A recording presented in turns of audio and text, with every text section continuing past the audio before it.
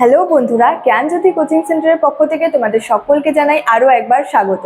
তো আজকে আমি তোমাদের সঙ্গে যে বিষয়টি সম্পর্কে আলোচনা করব সেটি হচ্ছে হরপ্পা সভ্যতার শস্যাগারের বিবরণ। তো বিষয়টি শুরু করার আগে তোমাদেরকে একটা ছোট্ট ইনফরমেশন দিতে চাই। তোমরা যারা আমাদের কোচিং সেন্টারে এখনও যুক্ত হওনি কিংবা যুক্ত হতে চাইছো, তারা উপরে দুটি নাম্বার দেখতে পাচ্ছ, 6295916282 এবং 7076398606। এই দুটি নাম্বারের মধ্যে কিন্তু যে কোনো একটি নাম্বারে যোগাযোগ করে আমাদের সঙ্গে যুক্ত হয়ে যেতে পারো। তো দেরি না করে কিন্তু আজকে টপিক সম্পর্কে আমি আলোচনা শুরু করছি। দেখো, হরপ্পা সভ্যতার যে প্রধান যদি স্থাপত্য কীর্তির কথা বলি, তো এটি ছিল হচ্ছে এখানের হচ্ছে শস্যাগার। অর্থাৎ হরপ্পা সভ্যতার প্রধান স্থাপত্য কীর্তি ছিল হচ্ছে এখানকার হচ্ছে শস্যাগার। তো বলা হয়েছে হরপ্পা ও মহেঞ্জোদারোতে হচ্ছে দুটি শস্যাগার আবিষ্কৃত হয়েছিল এবং এই দুটি যে শস্যাগার আবিষ্কৃত হয়েছিল এটার হচ্ছে আকার এবং যে গঠন রীতি বা যে গঠন প্রণালী কিন্তু একই ধরনের ছিল, প্রায় একই ধরনের ছিল। হরপ্পা সভ্যতায় বা হরপ্পা ও আর কি মহেঞ্জোদারোতে যে দুটি আর কি শস্যাগার আবিষ্কৃত হয়েছিল, এই দুটি শস্যাগারের আর কি আকার এবং হচ্ছে যে গঠন এই প্রায় কিন্তু একই ধরনের ছিল।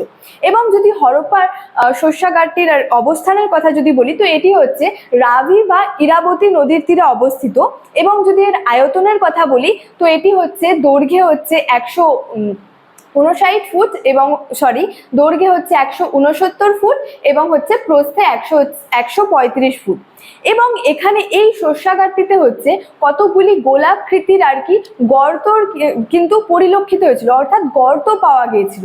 তো এখানে ঐতিহাসিক মর্টিমার হুইলার কিন্তু এই যে গোলাকৃতির গর্তের মধ্যে কিন্তু গম, যবের দানা, তারপর হচ্ছে শস্যের যে খড়, এগুলি কিন্তু পেয়েছিলেন।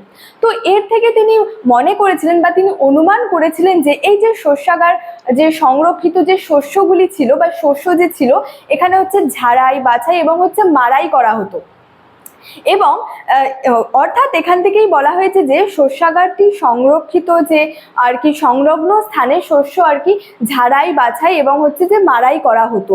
এবং বলা হয়েছে এখানে কতগুলি হচ্ছে ছোট ছোট ঘরের সন্ধান পাওয়া গেছিল। এবং বলা হয়েছে যে এই যে শস্যাগারে যে শস্য ঝাড়াই বাছাই যে করতো আর কি, যে শ্রমিকরা আর কি এই কাজগুলি করতো, এই শ্রমিকরা হচ্ছে যে এই যে ছোট ছোট ঘরের যে সন্ধান পাওয়া গেছিল, এই ছোট ঘরগুলিতে আর কি সেই শ্রমিকরা আর কি বসবাস করতো। এবং বলা যায় যে এই শস্যাগারটি আর কি এই ধরনের যে শস্যাগার প্রমাণ করে যে আধুনিক কালের যে শস্য যে মজুত এবং লেনদেন ব্যবস্থার মতো কিন্তু এই হরপ্পা সভ্যতায়ও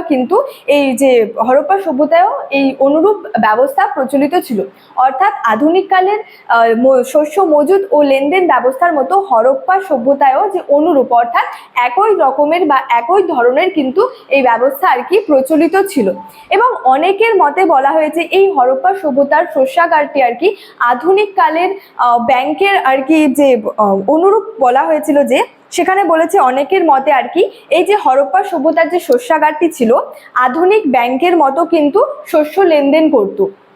এবং এই সম্পর্কে ঐতিহাসিক ব্যাসাম মনে করেন বা ঐতিহাসিক ব্যাসাম এই শস্যাগারটিকে হচ্ছে রাষ্ট্রীয় ব্যাংকের সঙ্গে কিন্তু তুলনা করেছেন। মানে ঐতিহাসিক ব্যাসাম যে ছিলেন তিনি হচ্ছে এই যে শস্যাগারটিকে আর কি রাষ্ট্রীয় ব্যাংকের সঙ্গে কিন্তু তুলনা করেছিলেন। তো স্টুডেন্ট, এই ছিল আজকে আমার হরপ্পার সভ্যতার যে শস্যাগারের সম্পর্কে আর কি আলোচনা। ভিডিওটি ভালো লাগলে লাইক, কমেন্ট এবং বন্ধুদের সঙ্গে শেয়ার করে দিও এবং আমাকে অবশ্যই কমেন্ট করে জানিও ভিডিওটি তোমাদের কেমন লেগেছে। তোমাদের সঙ্গে দেখা হচ্ছে পরবর্তী ভিডিওতে। Thank you so much. Thanks for watching.